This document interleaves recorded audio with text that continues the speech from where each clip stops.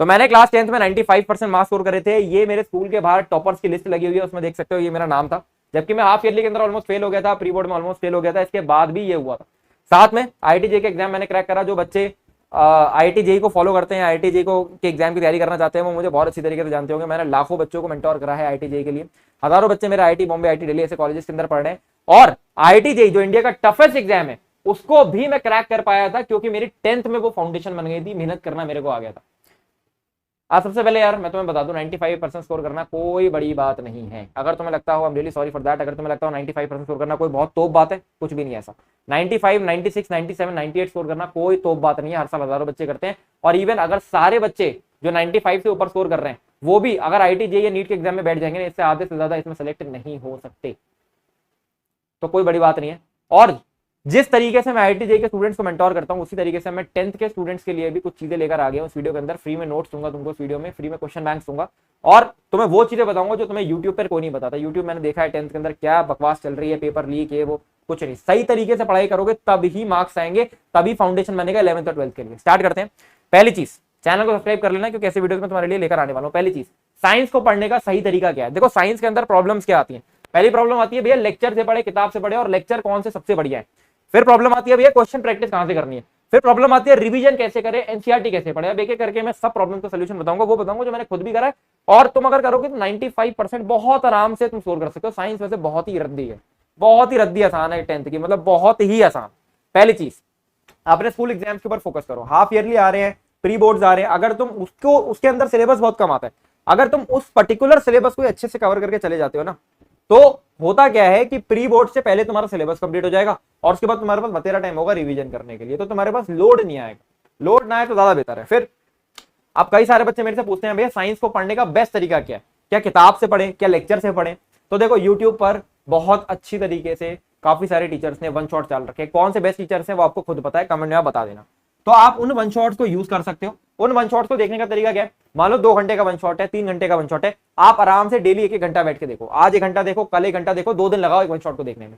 आराम से notes ready करो, कोरा कागज टेस्ट करो। कोरा कागज टेस्ट के बारे में मैं आगे बताऊंगा। और आराम से रिवीजन करके कंसेप्ट को ग्रैब करके आप धीरे धीरे वन शॉट देखो। ये नहीं कि एक दिन में 2 घंटे का वन शॉट 2x में निपटा दिया ना, बिल्कुल गलत है।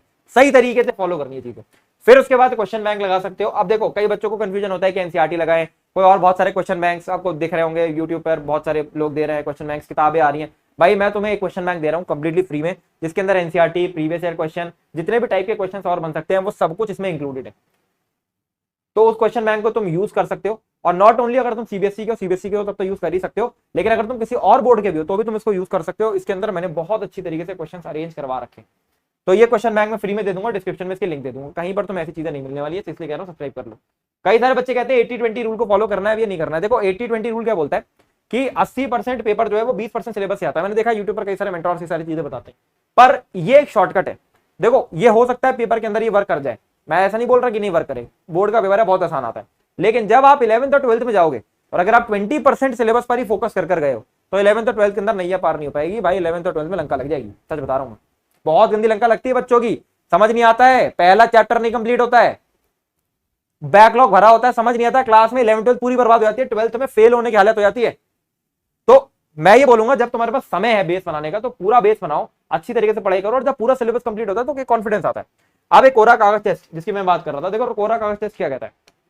वन शॉट देखो, एक टॉपिक को पढ़ो, एक खाली पेपर लो, कॉपी का खाली पेपर लो, और तुम्हें उस टॉपिक में जो कुछ भी समझ आया उसको रिकॉल करके लिखने की कोशिश करो। जब तुम उसे लिखने की कोशिश करोगे तो उस समय तुम अपने मेमोरी पे एक जोर डाल रहे हो याद कराने का कि भाई क्या था, रिकॉल कराने का, बता मेरे को, बता क्या था। अब उस केस में क्या होता है, उस केस में होता क्या है, यही चीज आपको एग्जाम में करनी है। जब आप रोज रिकॉलिंग की प्रैक्टिस कर रहे हो तो एग्जाम के अंदर भी वो चीज निकल कर आएगी। तो ये कोरा कागज टेस्ट आपको ये भी बता देता है साथ में कि जैसे मान लो मैंने कहा कि मैंने एक टॉपिक पढ़ा जिसमें 10 चीजें थी, मैं उसमें से 8 चीजें रिकॉल करके यहाँ पे लिख पाया 10 मिनट में, 2 चीजें मैं नहीं कर पाया, तो मेरे को ये तो पता लग गया कि ये 2 चीजें मेरे को अच्छी तरीके से मेरे दिमाग में बैठी नहीं है। तो इस तरीके से जब आप रोज ये प्रैक्टिस करोगे डेली लेक्चर देखने के बाद, तो ये आपको बहुत ज्यादा हेल्प करने वाला है।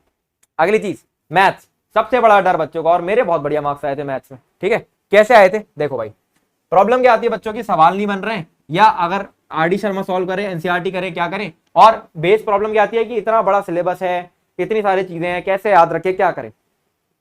देखो यार एक एक करके बताता हूं, ये चीजें कोई नहीं बताने वाला है। तुम किसी भी वन शॉट को देख रहे हो, किसी भी लेक्चर को देख रहे हो, किसी भी ट्यूशन क्लास में जा रहे हो, जब टीचर पढ़ाते हैं तो वो सर्टेन क्लास इलस्ट्रेशंस कराते हैं। क्लास इलस्ट्रेशंस का मतलब क्या होता है? क्लास के अंदर कुछ क्वेश्चन जो टीचर कराते हैं। मैं ही बार बार बच्चों को बोलता हूं, जो चीजें टीचर क्लास में करा रहे हैं, चाहे वो स्कूल में करा रहे हो, चाहे वो ट्यूशन में करा रहे हो, चाहे वो यूट्यूब के लेक्चर में करा रहे हो, उसको तुम्हें सबसे अच्छी तरीके से ध्यान देकर सॉल्व करना है। और उसके अंदर तुम्हें सबसे पहली चीज क्या देखनी है? ये स्टार्ट कैसे हुआ। देखो भाई, ये स्टार्ट कैसे हुआ। अगर तुम हर एक क्वेश्चन की स्टार्टिंग सीख जाते हो ना, मैं कह रहा हूं अगर बोर्ड एग्जाम में फाइनल में मान लो तुम्हें कोई क्वेश्चन नहीं समझ आ रहा है, बट तुम्हें हर एक क्वेश्चन को शुरू करना आता है, तुम शुरू की 4-5 लाइन लिखा है तो स्टेप मार्किंग होती है भाई, मार्क्स मिल जाएंगे। ठीक है, तो क्लास इलस्ट्रेशन पे सबसे ज्यादा फोकस करना, और ये अगर तुम अच्छी तरीके से कर ले तो क्वेश्चन भी बनने लगते हैं। फिर देखो, मैं तुम्हें question bank completely free description में दे ही रहा हूँ, उसको आप यूज कर सकते हो क्वेश्चन सॉल्विंग करने के लिए। आरडी शर्मा करने का मन है तो आरडी शर्मा भी लगा सकते हो, लेकिन दोनों में से कोई एक ही चीज फॉलो करना, दोनों चीजें मत करने बैठ जाना। दोनों चीजें करने बैठ गए तो दोनों नहीं होंगी। ठीक है, तो एक चीज, दोनों में से कोई भी एक चीज फॉलो कर सकते हो, और दोनों कंप्लीट करना पॉसिबल नहीं है। फिर एग्जाम्पल्स, ये सबसे ज्यादा इंपॉर्टेंट है। किसी भी टॉपिक के जब आप क्वेश्चंस लगाने जाते हो, उससे पहले उसके एग्जाम्पल जरूर सॉल्व कर रहे हैं, और एग्जाम्पल से सीखने की कोशिश करनी है। हिट एंड ट्रायल मेथड से करना है, मतलब एक एग्जाम्पल लिया, हाथ से हाइड करा उसका सोल्यूशन, और खुद से सॉल्व करके देखा कैसा मजा आ रहा है। जहां पर मैं फंसा, सोल्यूशन में गए, उस पर्टिकुलर स्टेप को देखा, ये कैसे हुआ था। इस तरीके से जब आप सॉल्व करोगे ना, तो आप क्वेश्चन सॉल्विंग बहुत अच्छे लेवल पर सीख सकते हो। और अंत में आगे जो भी क्वेश्चन आपके नहीं बनते हैं, आपकी एक अलग से डाउट कॉपी होनी चाहिए, जिसमें आप उन क्वेश्चन को नोट डाउन कर रहे हो, जो भी सवाल आपसे नहीं बन रहे। ये चीजें कोई नहीं बताएगा, कोई नहीं बताएगा। IIT JEE के अंदर मैं ये चीजें बताता हूँ, यहाँ पर 10th में इसलिए लेकर आया हूँ क्योंकि अगर आप उसी ट्रेनिंग को 10th में यूज करोगे ना, तो आप और बच्चों से आगे निकल सकते हो। अगली चीज, इंग्लिश सबसे ज्यादा इग्नोर्ड सब्जेक्ट, लेकिन अगर आपने इंग्लिश पे फोकस कर लिया ना, तो ये आपको रिटर्न उतना बड़ा निकाल कर देती है जितना और सब्जेक्ट नहीं देते। देखो, कुछ नहीं करना है, कुछ नहीं करना है, ज्यादा दिमाग चलाना ही नहीं है। वीकेंड्स पर पढ़ो इंग्लिश, कोई प्रॉब्लम नहीं है भाई। एक एक चैप्टर की समरी पढ़ते जाओ और क्लास के क्वेश्चंस लगाते जाओ। और जो भी टीचर, तुम्हारे क्लास के टीचर जो क्लास में करा रहे हैं, स्कूल में कराया जा रहा है, उस पर फोकस करो भाई। देखो, इंडिया के अंदर 95% स्कूल्स, मैं मानता हूं भाई, क्लास स्कूल के अंदर उतनी बड़ी एजुकेशन नहीं दे पाते हैं, इस चक्कर में कोचिंग इंडस्ट्री चलती है। लेकिन 10th के अंदर ठीक ठाक एजुकेशन स्कूल के अंदर मिलती है, बच्चे बिना बात के उसको अवॉइड करते हैं। मैं मेरे स्कूल में पढ़ता था, लोकल स्कूल है, कोई बहुत भारी स्कूल नहीं है, लेकिन स्कूल ने मेरे को बतेरी हेल्प करी थी इंग्लिश के अंदर, मेरे को कोई ट्यूशन कहीं आने की जरूरत नहीं पड़ी थी। तो जो क्लास के क्वेश्चंस हैं, उस पर बहुत अच्छी तरीके से फोकस करना है। और सबसे बढ़िया तरीका क्या होता है, जो क्लास के क्वेश्चंस तुम्हें मिल रहे हैं, ठीक है, उसको खुद से सॉल्व करो, खुद से थिंक करो, और साथ में टीचर के पास लेकर जाओ। थोड़ी सी झिझक हटाओ, टीचर के पास लेकर जाओ, मैम ये मैंने इस क्वेश्चन का ये आंसर लिखा है, आप क्या इसको रीड करके मेरे को बता सकते हो इसमें मैंने कहां गलती करी है। जो राइटिंग प्रैक्टिस है, जो एक एग्जामिनेशन ऑफ क्वेश्चन है, वो टीचर बहुत बढ़िया तुम्हें समझा देंगे स्कूल के अंदर। ऑनलाइन क्लास में भी तुम कर सकते हो, बट राइटिंग प्रैक्टिस वहां पर नहीं बन पाएगी। तो ये सबसे बढ़िया तरीका इंग्लिश पढ़ने का। अब अगली चीज, SST। बच्चे बार बार पूछते हैं भैया SST पढ़ने का सही तरीका क्या है। देखो यार, मैं तो साइंस का स्टूडेंट था, मेरे को साइंस में, मैथ में, इसी में इंटरेस्ट आता था। SST में कोई खास इंटरेस्ट आता नहीं था, पर मेरे SST में नंबर सबसे ज्यादा आए थे पूरे, मतलब ज्यादा क्या, 98 मार्क्स आए थे। तो SST में अच्छे खासे नंबर आए थे मेरे, मतलब और बच्चे जो SST पढ़ते होंगे, जिन्होंने शायद आर्ट साइड ली होगी, उनके भी इतने नंबर नहीं आए थे इतने मेरे आए थे SST। वो क्यों आए थे? देखो यार, सिंपल सी बात है, SST के अंदर प्रॉब्लम क्या है भाई, SST बहुत बोरिंग है, याद नहीं होती है, NCERT पढ़नी है नहीं पढ़नी है, डेट्स नहीं याद होती है, मैप वर्क नहीं कर पाते हैं। ये सभी प्रॉब्लम्स का मैंने साइंटिफिक तरीके से सोल्यूशन निकाला। क्या सोल्यूशन निकाला? पहली चीज, देखो YouTube पर जब तुम लेक्चर देखते हो, जैसे मेरे टाइम पे तो चलो लेक्चर नहीं था YouTube पे, लेकिन मैं क्या करता था, मैं आपको तरीका बताता हूँ। आप YouTube पे लेक्चर देखो, जैसे दिगराज सिंह सर है, कितना बढ़िया पढ़ाते हैं, ठीक है, मतलब वो जब पढ़ाते हैं तो मुझे लगता नहीं है कि कोई बच्चा उस लेक्चर को बोरिंग कह सकता है। पर चलो, कोई बच्चों का पढ़ाई में इंटरेस्ट नहीं होता तो वो कहेगा उसको बोरिंग। तो मैं आपको तरीका समझाता हूँ। आप क्या करो, आप क्वेश्चंस लेकर बैठो, क्वेश्चन बैंक में डिस्क्रिप्शन में दे रहा हूँ, क्वेश्चंस लेकर बैठो, ठीक है, और आप पढ़ो क्वेश्चन। कोई भी एक एक्सरसाइज लेकर बैठ जाओ, वो सीक्वेंस में ही होती है। आप पढ़ो क्वेश्चन, ठीक है, और उस क्वेश्चन को दिमाग में रखो, उस क्वेश्चन को दिमाग में रखो, और क्वेश्चन को दिमाग में रख के लेक्चर देखते जाओ, लेक्चर देखते जाओ, और ढूंढो, लेक्चर देखते देखते चीजें सीखते जाओ, ढूंढो इसका सोल्यूशन क्या था, जो मैं दिमाग में सोचता हूँ उसका सोल्यूशन क्या था। और फिर आप जब पढ़ते जाओगे तो उसका सोल्यूशन मिल जाएगा। जब मिल जाए तो अगले क्वेश्चन पे आ जाओ। इससे क्या होगा कि तुम्हारा हमेशा ध्यान बना रहेगा, और जब पूरे लेक्चर कंप्लीट होगा तो तुम्हारे क्वेश्चन हो जाएंगे। इसको मैं बोलता हूँ क्वेश्चंस टू पैराग्राफ रीडिंग। ये आप NCERT को जब रीड करोगे उस समय भी यूज कर सकते हो। NCERT को तो रीड करना ही पड़ेगा लेक्चर देखने के बाद एक बार, तो उस समय भी कर सकते हो, और लेक्चर देखते भी कर सकते हो अगर आपको बोरिंग लग रहा है लेक्चर। और इस तरीके से क्या होता है, बहुत इंटरेस्टिंग बन जाता है लेक्चर।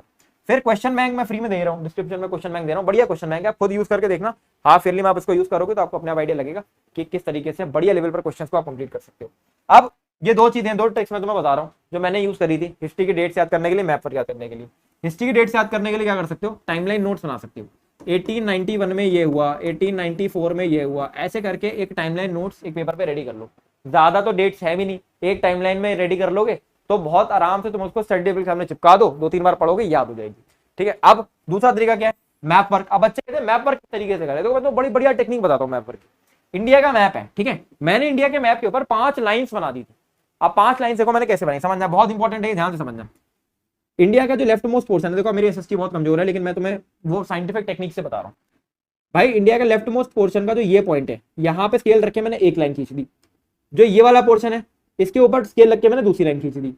इसी तरीके से जो ये वाला पोर्शन है, यहाँ पे स्केल रख के मैंने तीसरी लाइन खींच दी।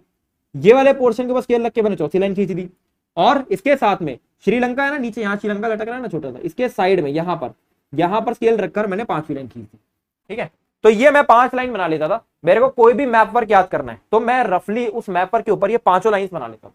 अब मैं क्या करता था, जैसे मान लो मेरे को वेस्टर्न घाट याद करना है, ठीक है, तो वेस्टर्न घाट मान लो यहाँ पर इस तरीके से है, ठीक है, तो मैं कैसे याद कर सकता हूँ कि भाई वो इस वाली लाइन से कुछ दूरी पर था और इस वाली लाइन से इस वाली लाइन और इस वाली लाइन दोनों के बीच में।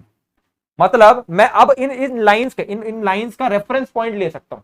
मैं कह सकता हूं कि भाई अगर मेरे को मान लो कोई पॉइंट यहाँ पे याद करना है, यहाँ पे याद करना है, ठीक है, तो मैं कैसे याद करूंगा। और बच्चे यार देखेंगे इंडिया में कहां पर है, मैं कैसे देखूंगा, मैंने जो लाइंस बनाई थी, इन दोनों लाइन में जो बॉक्स बन रहा था, इस बॉक्स के मिडिल से थोड़ा उधर साइड था, वो थोड़ा सा उधर साइड था, मतलब मिडिल में नहीं था एग्जैक्टली, थोड़ा इधर था मिडिल से। तो ऐसे कर करके बिल्कुल एक्यूरेट मैप वर्क मैंने यार बहुत अच्छी तरीके से याद करा था। मुझे करना कुछ नहीं है, जितना भी मैप वर्क है 4-5 मैप्स है, 4-5 मैप्स रेडी करो और ये रफ लाइंस उसके ऊपर बना लो। एग्जाम में जाओ सबसे पहले रफ लाइंस बना लो, उसके ऊपर फिर अपनी चीजें मार्क करो और ये रफ लाइंस रफ कर दो। ठीक है, तो ये यूज कर सकते हो, बहुत सिंपल सा तरीका है। इसके बाद टाइम टेबल बच्चे पूछते हैं भैया क्या सही टाइम टेबल है फॉलो करने का। 2 घंटे पढ़ाई करोगे क्लास 10th के अंदर 95% नंबर आ जाएंगे। 2 घंटे पढ़ाई करके डेली, कोई नहीं बताएगा तुम्हें, मैं बता रहा हूँ कैसे।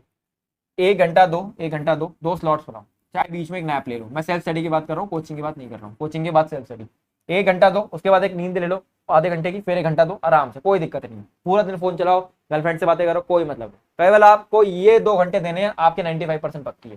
क्या करना है, 1 घंटे डेली लगा दो मैथ्स, ठीक है, पहले स्लॉट में डेली मैथ्स लगा दो, रोज करनी है मैथ्स, ठीक है। अगले घंटे में एक दिन साइंस पढ़ लो, एक दिन एसएसटी पढ़ लो, एक दिन साइंस पढ़ लो, एक दिन एसएसटी पढ़ लो, एक दिन साइंस पढ़ लो। और फिर इसके बाद जब वीकेंड आता है, सैटरडे संडे आता है, सैटरडे संडे बैठ के इंग्लिश और 5th सब्जेक्ट पढ़ लो और मैथ तो रोज लगा ही रहे हो। बस आपका वीकेंड्स पे 2 घंटे का स्लॉट होगा, 1 घंटे साइंस पढ़ना, 1 घंटा इंग्लिश पढ़ना, 1 घंटा 5th सब्जेक्ट पढ़ना और 1 घंटा इंग्लिश। और दिन में छुट्टी होगी संडे में, एंजॉय करो, कोई दिक्कत नहीं है। लेकिन अगर एसएसटी और साइंस में कोई चीज रह जाती है तो संडे को सुबह बैठ के पढ़ लो। ये 2 घंटे का टाइम टेबल तुम रोज फॉलो कर लिए ना, तो तुम महीने में, मैं बता रहा हूं, महीने में 60 से 80 घंटे की सेल्फ स्टडी करोगे, ठीक है। और 60 से 80 घंटे की सेल्फ स्टडी अगर तुम करना चाहते हो तो बच्चे कैसे करते हैं कि आज 6 घंटा पढ़ लिए और कल पढ़े नहीं, फिर परसों पढ़े नहीं, तो उनका रन रेट क्या गया, उनका भी 2 घंटे का रन रेट आ गया। बट डेली तुम 2 घंटा पढ़ रहे हो तो तुम कॉन्फिडेंट भी फील कर रहे हो और साथ में डेली की डेली चीजें कवर करते जा रहे हो। तो इससे अच्छा तरीका तुम्हें कहीं पर नहीं मिलेगा, इसको तुम यूज कर सकते हो। अंत में कुछ सीक्रेट टेक्निक्स है जो मैंने यूज करी थी, तुम यूज कर सकते हो। पहला कोरा कागज टेस्ट, एक खाली पेपर पर जब भी तुम क्लास में कोई चीज पढ़ते हो खाली कागज लो, उसको बैठ के डेली के डेली उस पर कुछ ना कुछ लिखने की कोशिश करो, जो भी तुमने क्लास में पढ़ा है, जो भी लेक्चर में पढ़ा है। और उसके बाद 10 मिनट का टेस्ट हो गए, उसके बाद देखो तुम्हें क्या चीज याद नहीं हुई, क्या चीज तुम रिकॉल नहीं कर पाए, वो चीज के ऊपर तुम्हें काम करना है और इससे रिकॉलिंग पावर बढ़ती है। दूसरी चीज, school teachers are gold mine. बहुत सारे बच्चे स्कूल टीचर्स को अंडररेट करते हैं। स्कूल कहते हैं यार को ट्यूशन में पढ़ लेंगे, यूट्यूब पे पढ़ लेंगे, स्कूल टीचर्स क्या है। स्कूल टीचर एक्सपीरियंस्ड होते हैं भाई, school teachers at least class 10th तक एक्सपीरियंस होते हैं। 11th 12th में तो मैं भी नहीं बोलता।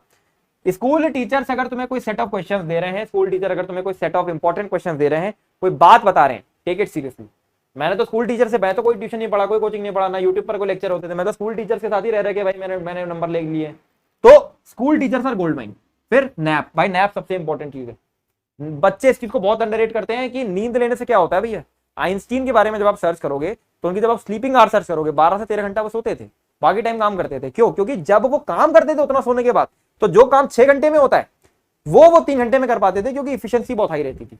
भाई 1 घंटा पढ़ाई करो, आधे घंटे का नैप ले लो, फिर 1 घंटा पढ़ाई कर लो, कोई दिक्कत नहीं है। ऐसे डेली के डेली पढ़ते रहो। कभी लॉन्ग आवर से पढ़ाई करनी, एग्जाम से पहले 3-4-5 घंटे पढ़ाई करनी है, यही होते हैं लॉन्ग आवर 10th के।